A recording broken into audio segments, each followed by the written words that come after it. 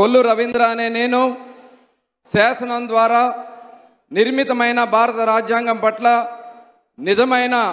విశ్వాసం విధేయత చూపుతానని, భారతదేశ సార్వభౌమాధికారాన్ని సమగ్రతను కాపాడుతానని, ఆంధ్రప్రదేశ్ రాష్ట్ర మంత్రిగా నా కర్తవ్యాలను శ్రద్ధతో అంతఃకరణ శుద్ధితో నిర్వహిస్తానని, భయం కానీ పక్షపాతం కానీ రాగద్వేషాలు కానీ లేకుండా రాజ్యాంగాన్ని శాసనాలను అనుసరించి ప్రజలందరికీ న్యాయం చేకూరుస్తానని దైవ సాక్షిగా ప్రమాణం చేస్తున్నాను. కొల్లు రవీంద్ర అనే నేను